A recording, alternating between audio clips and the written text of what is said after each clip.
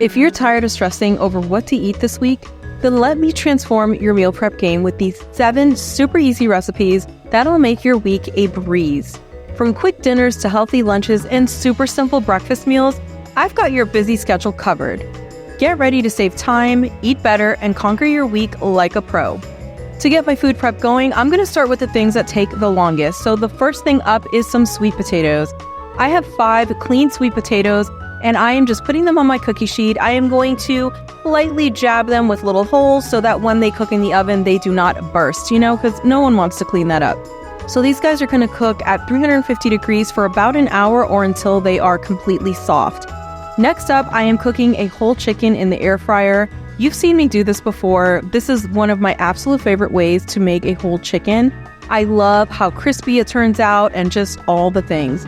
So yesterday, in preparation for my food prep session, I seasoned this beautiful guy with some pink salt, garlic powder, freshly ground black pepper, and some poultry seasoning, and of course a little bit of olive oil. So I just mixed all of that up in a bowl, and I just lathered it all over my beautiful chicken. So this chicken is going to cook in the air fryer at 370 degrees for 1 hour, breast side down.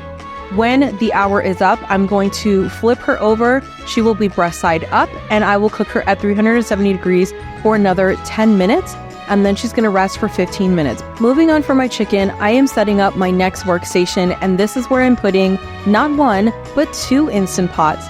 Yes, I got a second Instant Pot. I will talk more about this in a future video. So to my Instant Pot, I am adding my 2 cups of washed and soaked basmati rice. I'm adding 2 cups of vegetable stock, 1 teaspoon of pink salt, and about a teaspoon of coconut oil. I'm going to give all of that a stir, and this is going to pressure cook for 8 minutes. Once it's done cooking, I am going to let it sit for 5 minutes, and then I'm going to manually release the steam. So while this gets going, I am going to move on to our next recipe, and that is a red enchilada chicken. I am confident you've seen me do a variation of this before, but I'm going to walk you through the steps. So to my Instant Pot, I am adding 1.5 pounds of boneless, skinless chicken thighs. Just like our whole chicken that's hanging out in the air fryer right now, I seasoned these guys yesterday, and I just hit them with a little bit of pink salt, some freshly ground black pepper, and some garlic powder. So to my Instant Pot, I'm adding my chicken. I am adding 1 jar of Siete's red enchilada sauce. I love Siete products. They are just, I can go on and on. That's a whole different video. So we're going to pressure cook our beautiful red enchilada chicken thighs for 15 minutes.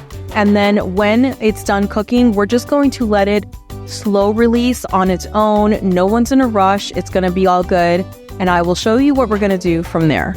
Next up, it is time to work on one of 2 breakfast recipes. So I am going to make some egg bites or egg muffins. So to my pan, my skillet pan, I have about 2 teaspoons of olive oil. To that, I'm adding half of a large onion that I've diced up, and I am going to let the onions cook first. So I want these guys to get nice and tender and translucent. If you know me but at all, you know that I love to cook with onions. I love the flavor of onions, but I do not like eating onions. I don't like biting into especially raw onions or big chunky pieces of onion. It's just not my vibe. So to my onions, I'm going to hit them with a little bit of pink salt, some freshly ground black pepper, and just cook these guys until they're tender and translucent. This is going to take anywhere from 5 to 10 minutes. I do have another recipe in this video that is going to need some cooked diced onions. So I think what I'm going to do is just cook everything together. So I only have to cook this once instead of cooking onions down 2 separate times, if you know what I mean. So, let's make life easier, work smarter, not harder. So once my onions are done, I'm going to remove half of them and set them aside for my other recipe. And in this pan with my onions that are left, I'm going to add some shredded zucchini. So I just took my box shredder and I shredded up 1 entire zucchini. And then I just pressed all the zucchini to get as much of the liquid out because I do not want all of the stuff to steam up and be a liquidy mess. Nobody needs all that. So if you're going to add zucchini to your egg bites or egg muffins, just make sure that you press it. So in the pan, these guys are going to cook for about 3 to 5 minutes. And once they're done cooking, I am going to add my turkey bacon. So I'm using 2 packs of turkey bacon. I sliced all of the turkey bacon in just thin little strips so that it's easier to move them around and get them into the egg bites themselves. When that's done, I am adding 8 ounces of mushrooms, and I'm going to cook all of this together until the mushrooms are cooked through. When my filling is done, I'm going to break out my muffin pans and we are going to start filling. So just using some tongs, I'm going to put enough filling into each cup to make sure that they're about level. They're about the same level across the board. Once I'm done with that, I am moving on to the next part, and that is whipping up my eggs. To make this process easier, I'm going to use my blender. Yes, ain't nobody got time to be whipping this up by hand. So to my blender cup, I am adding 18 beautiful eggs. To that, I'm going to add some pink salt, some freshly ground black pepper, some red pepper flakes, some turmeric, and coconut milk. All of the seasoning is to your liking. It is to your taste.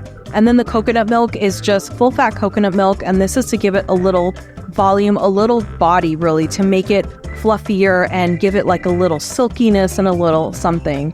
I'm going to blend this for 15 to 30 seconds or until everything is fully mixed, and then we're going to pour them evenly. So back at our muffin pans, I am just going to carefully, ever so carefully, fill each one of our little muffin cups until the eggs almost come to the very top. I don't want anything overflowing. I want to make sure that I do this very carefully. So when all is said and done, I'm going to take my muffin pans, I'm going to throw them into the oven at 350 degrees for 20 to 25 minutes or until the eggs are nice and firm. Round 1 done. Our beautiful chicken has cooked for 60 minutes, breast side down at 370 degrees. And now I'm going to turn her over as gracefully as I possibly can. And she's going to cook for another 10 minutes at 370 degrees just to get some nice golden color on the breast side and make sure that everything is cooked through. Once it's done, she's going to hang out on the counter for at least 15 minutes to let all those juices settle, because no one wants a dry chicken, you know? And we're moving on to our next recipe, which is coconut curry chicken. This is a really simple one. So to get started, I am using the same exact pan. I didn't wash it out or do anything. We are just going to utilize the delicious flavors in there. So to my pan, I added about 2 teaspoons of olive oil. I put the other half of my onions back into the pan, and I added some minced garlic, minced ginger, and minced turmeric.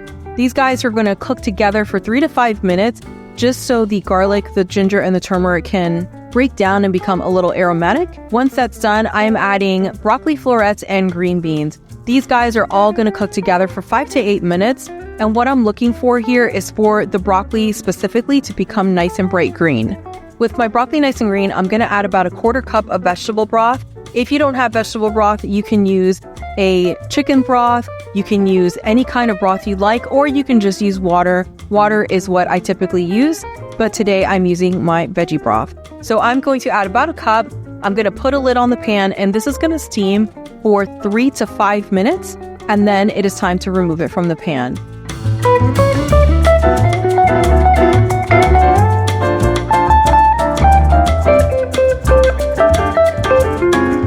So I have about 1.5 pounds of chicken breast, and all I did yesterday to get it ready was I cut it into strips, cubed it up, and then I seasoned it with some pink salt, freshly ground black pepper, and some garlic powder, just like our chicken thighs that went into the Instant Pot. So I'm going to cook these guys for anywhere to 6 to 8 minutes. What I want is for my chicken breast to get a little nice and golden on the outside, and I want to make sure that it's cooked all the way through, so I will stir it occasionally to make sure that all of the sides hit the heat. When my chicken's done, I'm going to remove it from the pan, and then to my pan, I am adding exactly 1 jar of red curry paste. I'm going to give this a little bit of a stir just to get it touching the heat, and then I'm adding 12 ounces of full-fat coconut milk. I'm going to stir all of this around, give it a taste, and see where we're at. And after giving it a taste, I decided that I wanted a little hint of sweetness just to create a better balance between the spiciness of the red curry paste and the creaminess of that coconut milk. So I'm adding 1 teaspoon of maple syrup, stirring all of that together, and then I will add my veggies and my chicken back in, give everyone a good stir, and they are going to simmer here together and be joyous for about 5 minutes before I turn off the heat and remove this.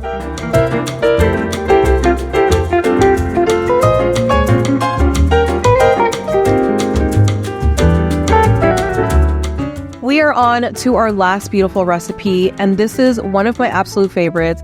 I don't make it all the time, and I really should, but today we are batch cooking these guys, and that is banana pancakes.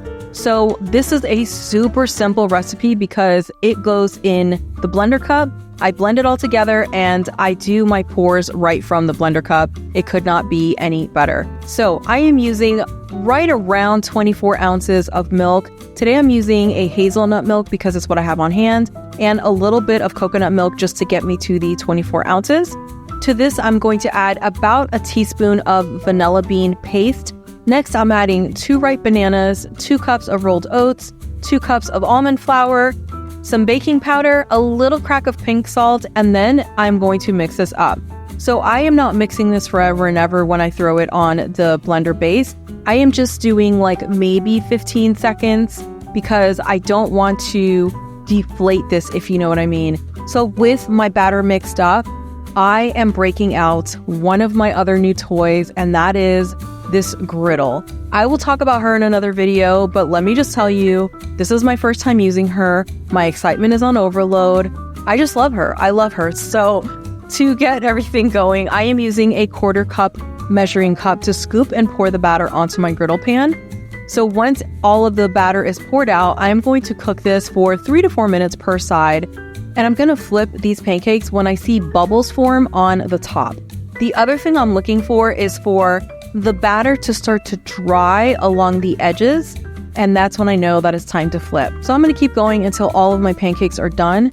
Things are starting to appear. I am so happy. Look at our beautiful food. So first up, we have our crispy air fried chicken. Our beautiful chicken is just, oh my God, I can hear the sizzle in there. She is just looking so golden and beautiful. I could not be happier. Look at our beautiful little egg bites. They're so golden. They're so fluffy. They smell amazing with the turkey bacon, the onion, the zucchini, the mushrooms. Oh, the golden turmeric. And it is just, they're giving all the things. Next is our basmati rice. She turned out just fine. I was so nervous about using this Instant Pot for the very first time right here on camera, but look, everything is okay.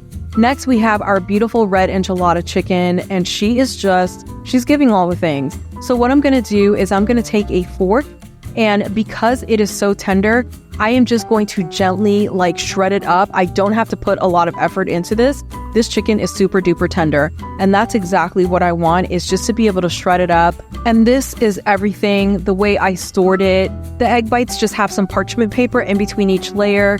They'll go in the fridge like this, and it will be perfection. All we have to do is grab them, throw them in the microwave for up to a minute, and they are good to go. Our beautiful coconut curry chicken is also just, oh my God, so good.